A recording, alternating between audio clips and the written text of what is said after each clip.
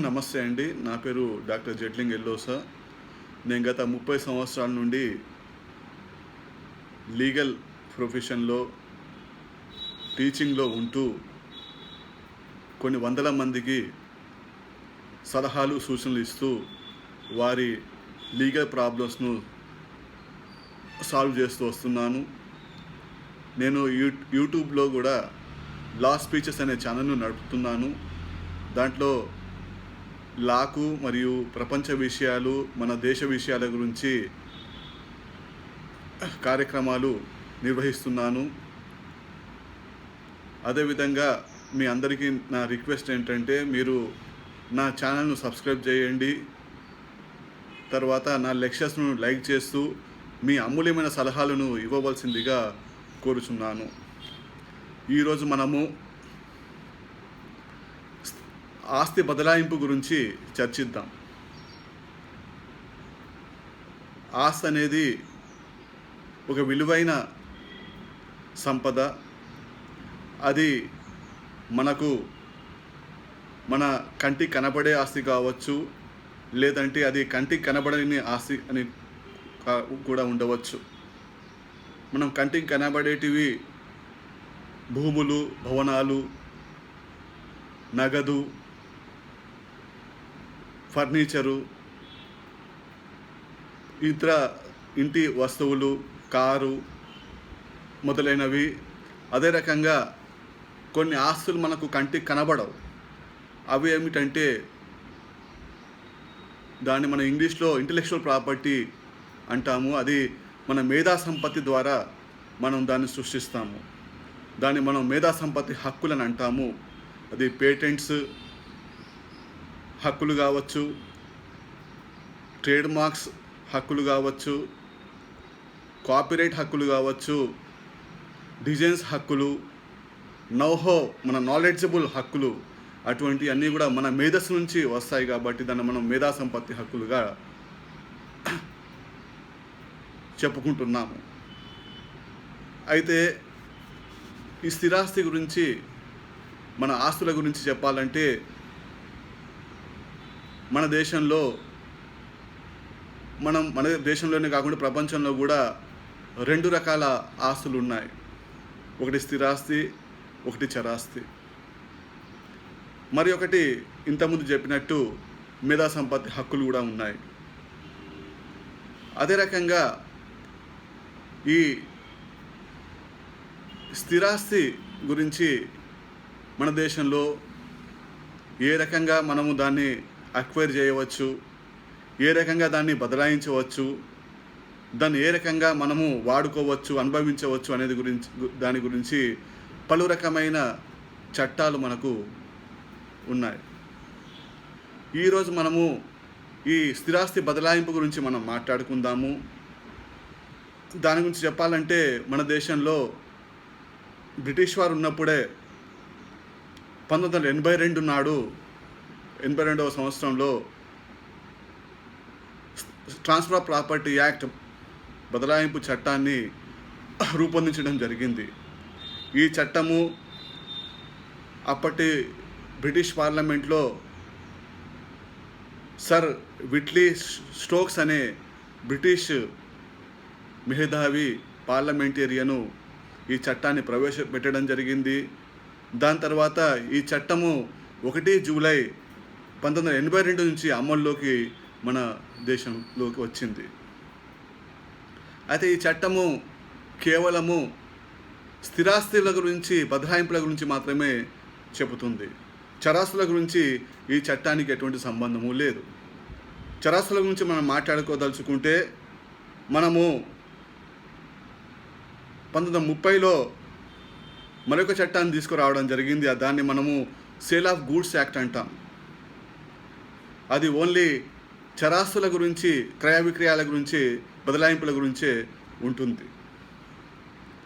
అయితే అసలు transfer of property అంటే ఏమిటి అని మనము పరిశీలిస్తే, స్థిరాస్తిని ఒకరి నుంచి మరి ఒకరికి బదలాయించడం అనేది ట్రాన్స్ఫర్ ఆఫ్ ప్రాపర్టీ. ఆ బదలాయింపు అప్పుడే కావచ్చు, లేక భవిష్యత్తులో కూడా కావచ్చు.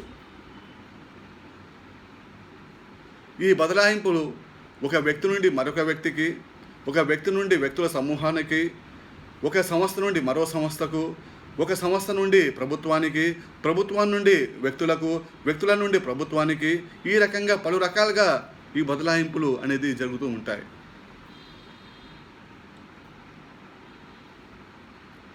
అయితే దీని గురించి మనం నిర్వచనాన్ని పరిశీలిస్తే సెక్షన్ 3 సబ్ క్లాస్ 26లో అనే జనరల్ క్లాసెస్ యాక్ట్ అనే చట్టం ఉంది. అది 1997లో రూపొందించిన చట్టము. దాంట్లో ఏం చెప్పారంటే భూమి లేక భూమికి అటాచ్డ్గా ఉన్న ఏదైతే ఉంటాయో దాన్ని మాత్రమే మనం బదలాయించవచ్చు అని చెప్పడం జరిగింది. అదే రకంగా బదలాయింపు అంటే మనకు రిజిస్ట్రేషన్స్ గురించి ఇండియన్ రిజిస్ట్రేషన్ యాక్ట్ అనేది కూడా ఒకటి 1988వ సంవత్సరంలో అప్పటి బ్రిటిష్ గవర్నమెంట్ వారు తీసుకొచ్చారు. దాంట్లో కూడా బదలాయింపు గురించి సవివరంగా నిర్వచనం ఇవ్వబడింది. సెక్షన్ 2 సబ్ క్లాస్ 6 ప్రకారంగా బదలాయింపు అంటే భూముల బదలాయింపు కావచ్చు, భవంతుల బదలాయింపు కావచ్చు, లేకుంటే వంశపారపర్యంగా మనకు ఏదైతే మనకు సంక్రమించిన వ్యవహారాలు ఉన్నాయో అదే రకంగా మనం చెప్పవచ్చు. ధర్మకర్తలు వారు వంశపారపర్యంగా కొన్ని వారి సంతానము తర్వాత మరి వారి సంతానానికి ధర్మకర్తలుగా వ్యవహరిస్తున్నారు. వంశపారపర్యంగా ఏదైతే వస్తుందో అది కూడా బదలాయింపు కిందనే వస్తుంది. అదే రకంగా దారి హక్కులు, కాంతి లైట్ హక్కులు, నీటిలో వెళ్ళే హక్కు, పడవలు నడిపే హక్కు, చేపల పంపకం హక్కు, భూమి నుంచి పండించే హక్కు, ఇవన్నీ కూడా మనం బదలాయించుకోవచ్చు. కానీ ఈ బదలాయింపు చట్టం ప్రకారంగా చెట్లు కానీ, కలప కానీ, పంట పొలాలు కానీ, గడ్డి కానీ ఈ ట్రాన్స్ఫర్ ప్రాపర్టీ కింద అనబడదు అని మనకు స్పష్టంగా రిజిస్ట్రేషన్ చట్టం చెప్తుంది. అదే రకంగా అసలు ఎవరు ఈ బదలాయించవచ్చు, బదలాయింపుదారుడు ఎవరు కావచ్చు అనేది మనము పరిశీలిస్తే అనే వ్యక్తి ఎవరైనా కావచ్చు. కానీ అతనికి ఇండియన్ కాంట్రాక్ట్ యాక్ట్ అనే చట్టం ఉంది 1872. దాని ప్రకారంగా ఎవరైతే ఎలిజిబుల్ అవుతారో వారు బదలాయించే అధికారాన్ని కూడా కలిగి ఉంటారు. అంటే ఒక మార్పిడి చేయదలుచుకుంటే ఒక భూమి కానీ, భవంతి కానీ, ఒక పొలం కానీ మార్పిడి చేయదలుచుకుంటే అతను కంపల్సరిగా మేజర్ అయి ఉండాలి. అంటే 18 సంవత్సరాల నుండి 19 సంవత్సరాలు వయసు కలిగి ఉండాలి. అతను ఒక అన్సౌండ్ మైండ్ కానీ, ఇన్సేన్ పర్సన్ కానీ ఉండకూడదు. అదే రకంగా అతనికి బదలాయింపు చేసే అధికారం కూడా కలిగి ఉండాలి. ఇది కూడా ఒక ముఖ్యమైన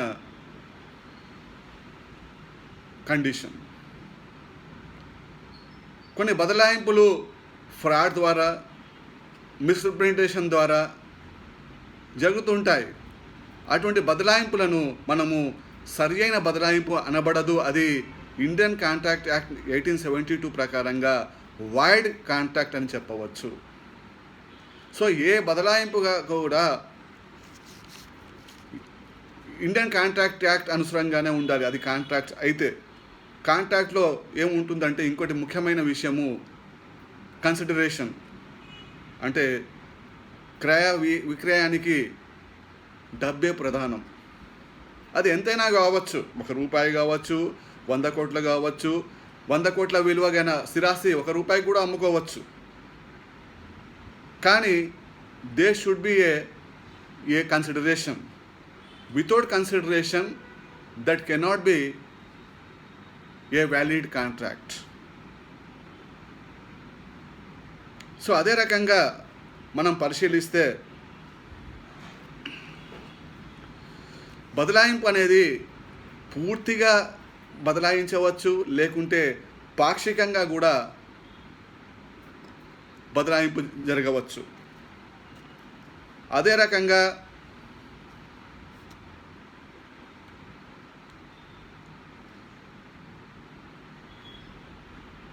బదలాయింపు అనేది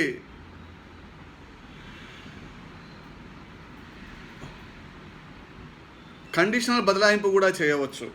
కండిషన్ ద్వారా చేయవచ్చు, కండిషన్ లేకుండా కూడా చేయవచ్చు. అంటే ఒక బదలాయింపులో ఒక ముసలి ఆవిడ ఈ రకంగా రాస్తుంది ఏంటంటే, పలానా నా మనవరాలిని మీరు పెళ్లి చేసుకుంటే నేను ఈ ఆస్తికి మీరు వారసులు అవుతారు, ఈ ఆస్తి మీకు చెందుతుంది అని ఆమె చెబుతుంది అనుకోండి. దాన్ని అతను పాటిస్తే ఆ ఆస్తి అతనికి చెందుతుంది. So it is a conditional బదలాయింపు. ఒక కండిషన్ పెట్టి ఆ కండిషన్ ఫుల్ఫిల్మెంట్ అయితే దాన్ని బదలాయింపు జరుగుతుంది. సో బదలాయింపు అనేది కండిషనల్ బదలాయింపు కావచ్చు, అన్కండిషనల్ బదలాయింపు కావచ్చు. కానీ ఇంకో విషయం ఏంటంటే, మనము బదలాయించేటప్పుడు కండిషన్ పెట్టవచ్చు, కానీ తర్వాత మరి అతనికి బదలాయింపు జరిగిన తర్వాత మరొక కండిషన్ అటాచ్ చేయలేము. సో వన్ టైం కండిషన్స్ మాత్రమే ఉంటాయి, కానీ సెకండ్ టైం కండిషన్స్ చట్ట ప్రకారంగా ఉండవు అని ఇది ట్రాన్స్ఫర్ ఆఫ్ ప్రాపర్టీ యాక్ట్ 1872 చెప్తుంది. అదే రకంగా జనరల్గా ఏ బదలాయింపు జరిగినా కూడా, స్థిరాస్తి బదలాయింపులు జరిగినా అది తప్పనిసరిగా రిజిస్ట్రేషన్ అనేది తప్పనిసరిగా ఉంటుంది. అదే రకంగా that should be A return one. కానీ కొన్ని ఎగ్జంప్షన్స్ కూడా ఉన్నాయి. దాన్ని ఓరల్ కూడా చేయవచ్చు ట్రాన్స్ఫర్, కానీ అది అంత అథెంటికేటెడ్గా ఉండదు. కాబట్టి ఇది రాతపూర్వకంగా చేస్తేనే అది అథెంటికేటెడ్గా ఉంటుంది అని కూడా చట్టం చెప్తుంది. అదే రకంగా సెక్షన్ 6 ట్రాన్స్ఫర్ ప్రాపర్టీ యాక్ట్ ప్రకారంగా ఏ ఆస్తినైనా కూడా మనం బదలాయింపు చేయవచ్చు, కానీ ఆ ఆస్తి అనేది చట్టబద్ధంగా ఉండాలి. సపోజ్ ఏ గవర్నమెంట్ మనకు కొన్ని అసైన్ ల్యాండ్స్ ఇస్తూ ఉంటుంది, బీదవారికి, కార్మికులకు, ఇంకా ఇతరత్ర వారికి. దాంట్లో కండిషన్ ఒకటి ఉంటుంది, ఏంటంటే మీరు ఈ ఆస్తిని బదలాయించకూడదు, కొన్ని సంవత్సరాలు 30 సంవత్సరాల వరకు బదలాయించకూడదని కండిషన్ పెడుతుంది. సరే, ఆ 30 సంవత్సరాల వరకు అతనికి ఆస్తిని ఫర్దర్ బదలాయింపు చేసే అధికారం ఉండదు. After 30 years of elapsement of the time ఆ ఆస్తిని వారు బదలాయించవచ్చు. సో ఏదైనా కూడా, ఏ బదలాయింపు కూడా చట్టానుసారంగానే ఉండాలి. ఇంకోటి మనకు తెలుసు ఏంటంటే, కొన్ని ఏజెన్సీ ల్యాండ్స్ ఉన్నాయి, ఏజెన్సీ ఏరియాస్ ఉన్నాయి. అటువంటి ఏజెన్సీస్ ఏరియాస్లో ల్యాండ్స్ వితిన్ ట్రైబల్ పీపుల్కే మట్టుకే బదలాయింపు చేయడం జరుగుతుంది, కానీ వేరే వారికి, నాన్ ట్రైబల్ పీపుల్కు బదలాయింపు చేయడం జరగదు. మన రాష్ట్రంలో అయితే యాక్ట్ నెంబర్ 1 ఆఫ్ 1970 చాలా పాపులర్గా ఉంది. అదే రకంగా ఆర్కియాలజికల్ సర్వే, పురాతన కోటలు కానీ, కట్టడాలు కానీ, ఏదైతే ఆర్కియాలజికల్ సర్వే యాక్ట్ ప్రకారంగా ఆ భూములు డిక్లేర్ అవుతాయో దాన్ని కూడా బదలాయించే అధికారము ఎవరికి ఉండదు. సో ఏ బదలాయింపు అయినా కూడా చట్ట ప్రకారంగా చట్టానుసారంగానే ఉండాలి అని మనము ఇక్కడ తెలుసుకోవాల్సింది ఒక విషయం. అదే రకంగా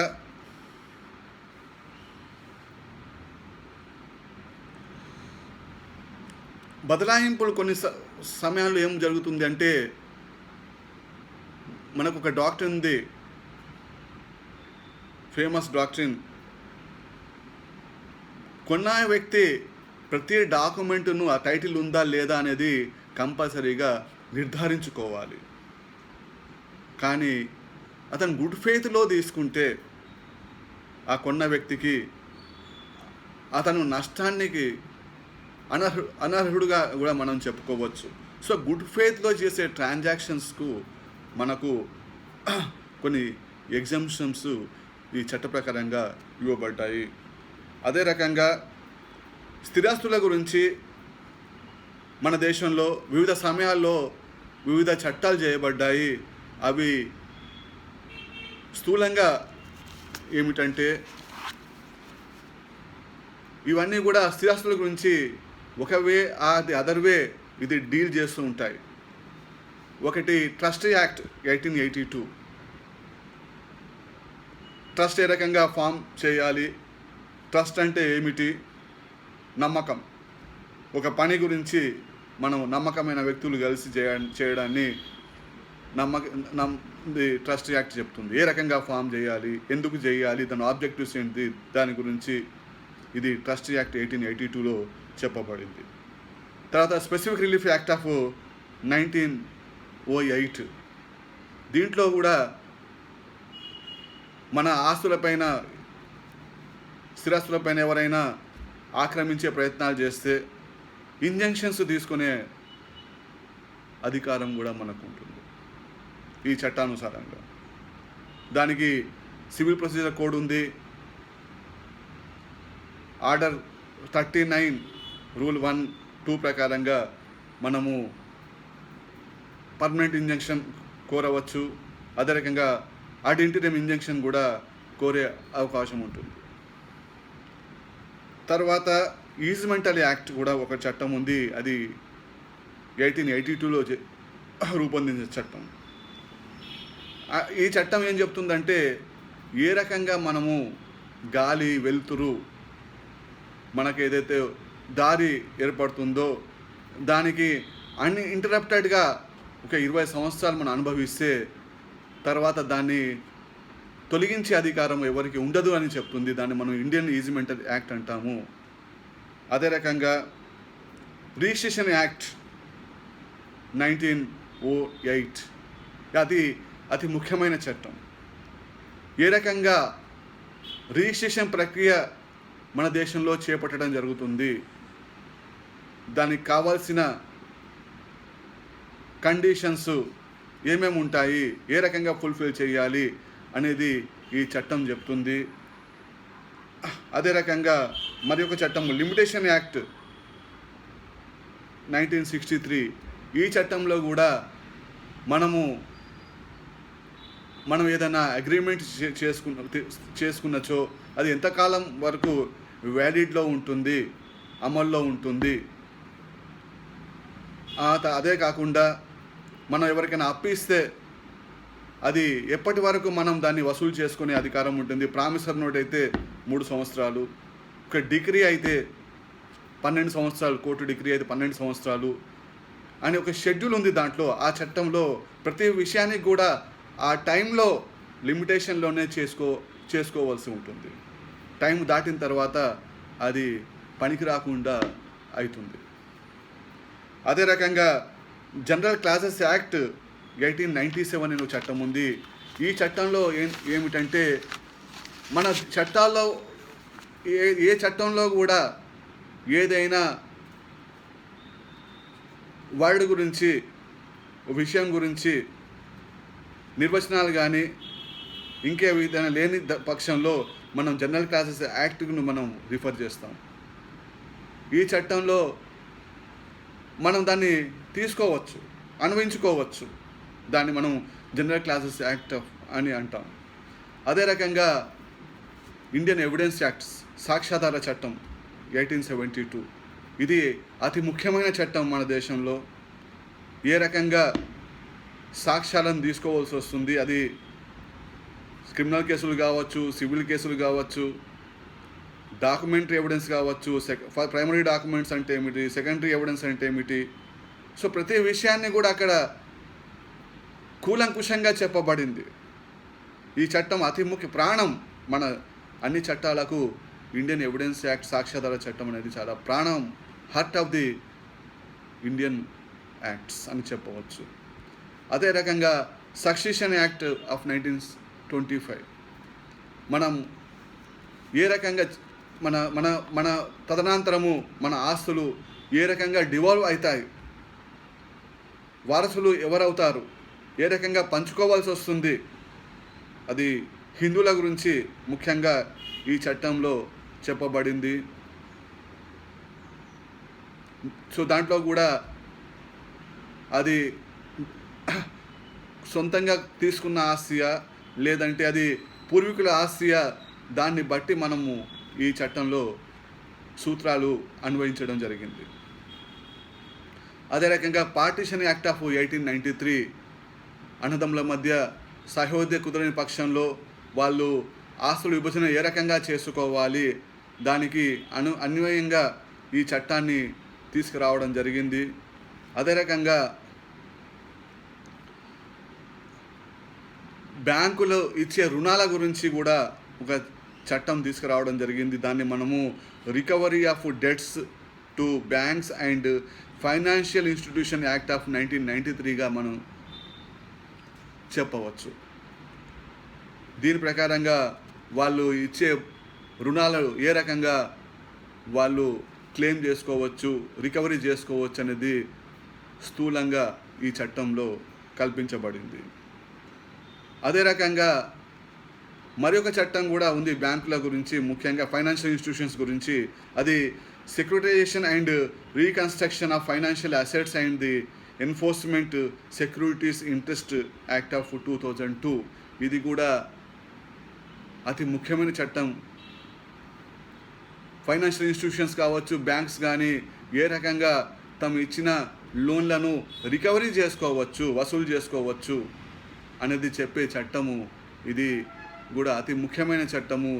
ఈ మధ్య ప్రతి ఇన్స్టిట్యూషన్ కూడా, ప్రతి బ్యాంకు కూడా ఈ చట్టాన్ని వాడుకొని వారు తమ రికవరీస్ను ఈజీగా వసూలు చేస్తున్నారు. అదే రకంగా ఇండియన్ కాంట్రాక్ట్ యాక్ట్, భారతీయ కాంట్రాక్ట్ చట్టము 1872. అసలు అగ్రిమెంట్ ఏమిటి, అగ్రిమెంట్ అంటే ఏమిటి, కాంట్రాక్ట్ అంటే ఏమిటి, కాంట్రాక్ట్లో ఎటువంటి గుణాలు ఉండాలి, ఏది కాంట్రాక్ట్ అవుతుంది, ఏది కాదు, వైడ్ కాంట్రాక్ట్ అంటే ఏమిటి, వైడబుల్ కాంట్రాక్ట్ అంటే ఏమిటి అనే వివిధ రకాలుగా కాంట్రాక్ట్ల గురించి చెప్పే చట్టము ఇది. ఇది కూడా ఒక అతి ముఖ్యమైన చట్టం కూడా మనం చెప్పుకోవచ్చు. అదే రకంగా ఎనిమీ ప్రాపర్టీ యాక్ట్ అనేది కూడా ఒకటి 1950లో రూపొందించడం జరిగింది. మన వేరే దేశాన్ని మనం జయిస్తే, వాళ్ళ ప్రాపర్టీ మనకు సంక్రమిస్తే ఏ రకంగా మనము దాన్ని అజమాయిషీ చేయాలి అనే గురించి చెప్పే చట్టం ఇది. అదే రకంగా దివాలా చట్టాలు కూడా మన దేశంలో ఉన్నాయి. ఒకటి ప్రొవిజనల్ ఇన్సాల్వెన్సీ యాక్ట్ ఆఫ్ 1920.